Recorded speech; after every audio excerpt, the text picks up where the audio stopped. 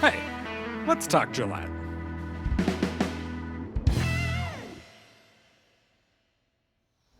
May is Mental Health Awareness Month.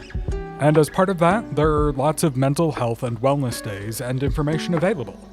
Here's a brief rundown of when the awareness days, weeks, and months are, and where you can find more information if you're struggling, or if you know someone who is. The month of May, as I already mentioned, is Mental Health Month, but it is also Borderline Personality Disorder Awareness Month. According to the Substance Abuse and Mental Health Services Administration website, borderline personality disorder, or BPD, is a mental health condition in which a person has long-term patterns of unstable or explosive emotions, often resulting in impulsive actions, self-image issues, and chaotic relationships with other people.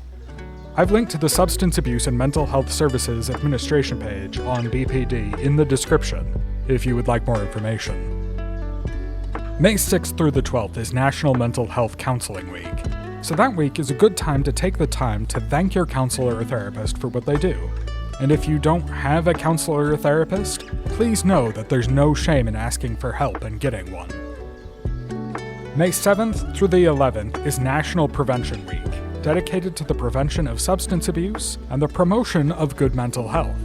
And for more information on prevention, you can check out the Campbell County Prevention Council. May 6th is Maternal Mental Health Day. In many countries, as many as 1 in 5 new mothers experience some type of perinatal, mood, or anxiety disorder. And these mental illnesses frequently go unnoticed and untreated. Once again, check the link in the description for more on Maternal Mental Health Day. Here in Gillette, Campbell County is hosting 2 QPR suicide prevention classes, one on May 15th and one on June 19th.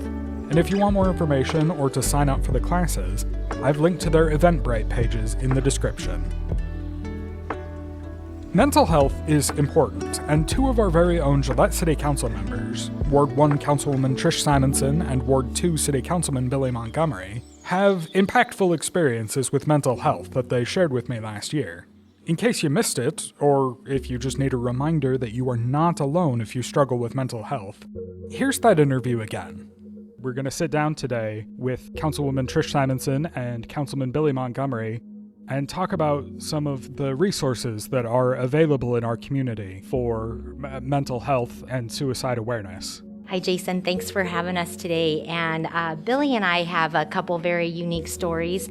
We have 2 very different stories when it comes to mental health and the struggles that we've had in relation to suicide prevention and awareness. My story is we lost a son to suicide in 2015 when he was 15 years old. And I think one of the biggest things that I try to bring away to let people know is that suicide just doesn't have any boundaries. It doesn't matter if you're rich or you're poor, or what color you are, what your economic status, your social status, how old you are. It can hit anywhere, and I think that our son Caden was proof of that. He was a very popular young man, good grades, good athlete, handsome, and we never knew that there was anything wrong. He passed away May 8th, 2015, and since then, I've been an advocate for mental health awareness and suicide prevention awareness because I think that people need to realize that the stigma behind it isn't that you're crazy, isn't that you're just a drug user or an alcohol user. It isn't what your status is as a person. It is a problem that anyone can face. And so I have been very, very vocal about suicide prevention for the last 8 years. And with that, I'll kind of let Billy share his story. Thank you, and Trish, and thank you, GPA, for allowing me to come speak today. Like Trish said, my story is a little bit different. I'm sure there's a lot of people out there veterans that have the same thing.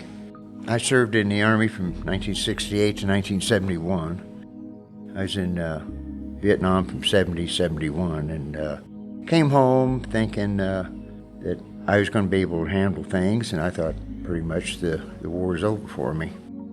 Then, I guess later in life, I was having troubles, and my wife suggested that that I should go and get some help when I'm at VA. So I had a physical that year, and so as the doctor was finishing up with me, she was typing, and she asked me if there was anything else, and I said, it took me, this was probably the hardest thing in my life to do, I think, was to say, there is something wrong here, and my wife thinks I need some help.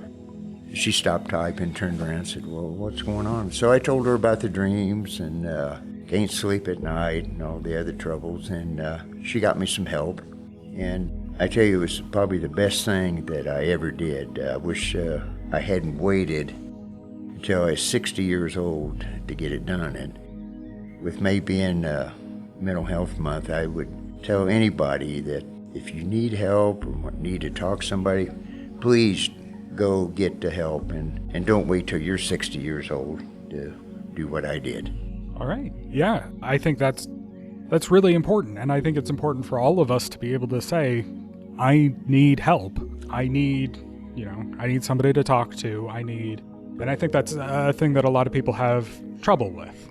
She, the therapist told me that a lot of veterans, male veterans, have that problem. And I did. I always thought I had a handle on things, and when I left Vietnam, I knew when I got home that was it. I was everything's going to be great. And I hadn't been in country probably about 6 hours. I flew out of Seattle, Washington, and wee hours in the morning I got there.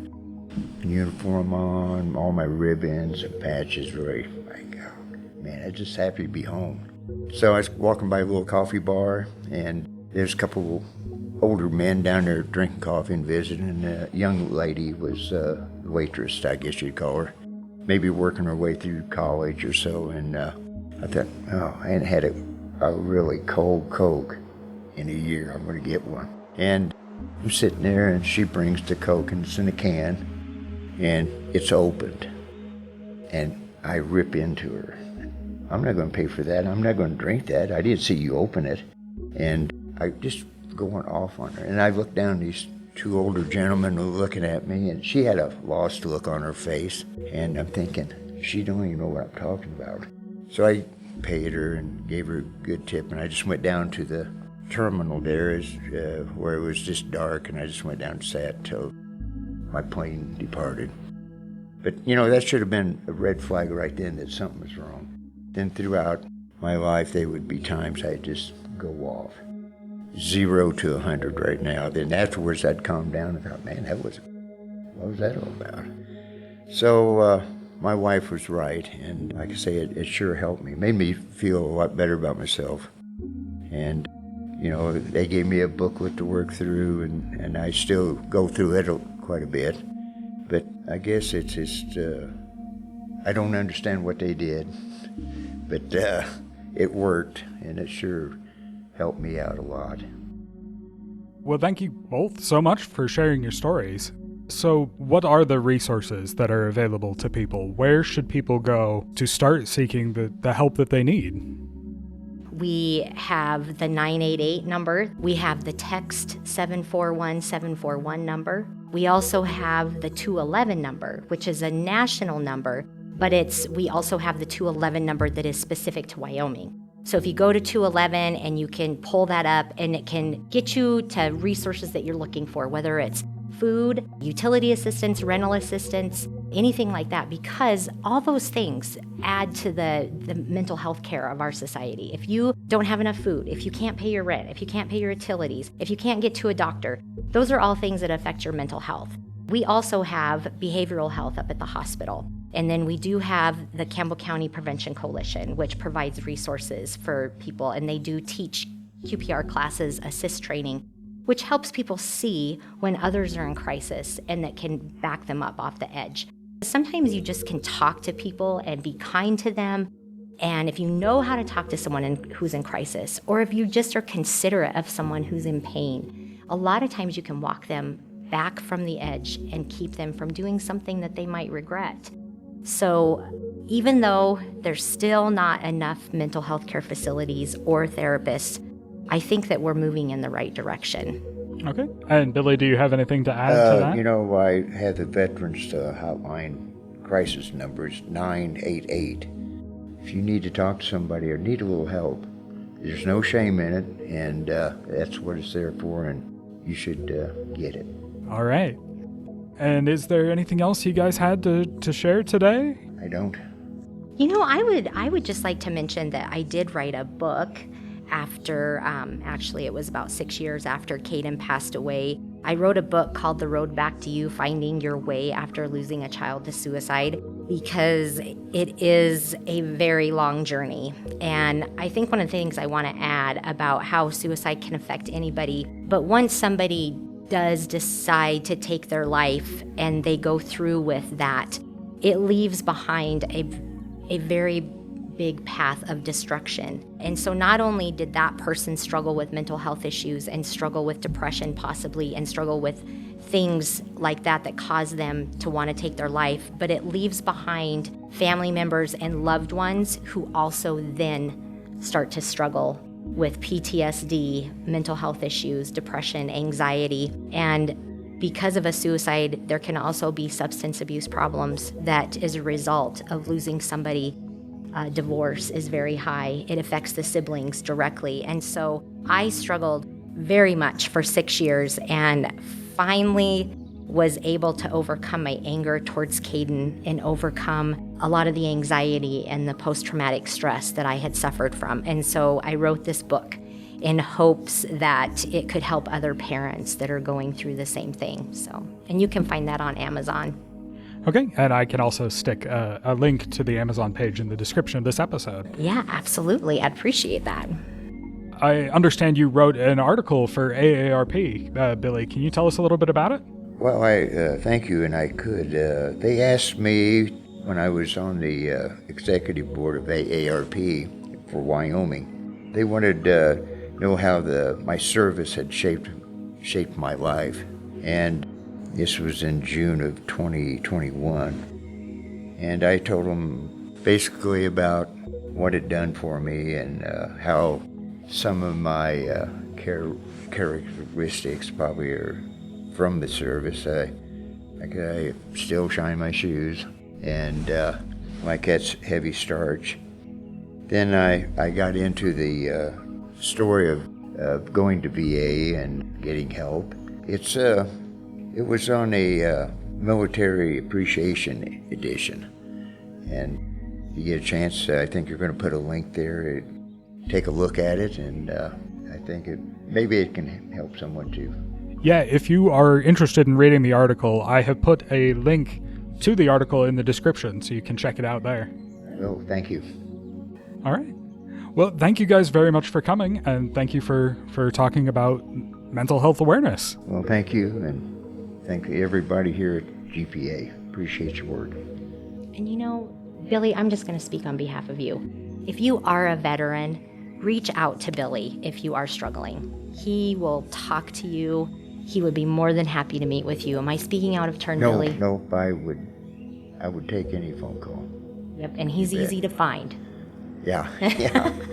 Contact information on the city website for all Gillette City Council members. Absolutely. Yeah, please do. Thank you guys for coming. Thank you. Let's Talk Gillette is a production of Gillette Public Access Television and the City of Gillette. For more information on city operations, visit the city's website, gillettewy.gov, or follow the City of Gillette on Facebook or Instagram.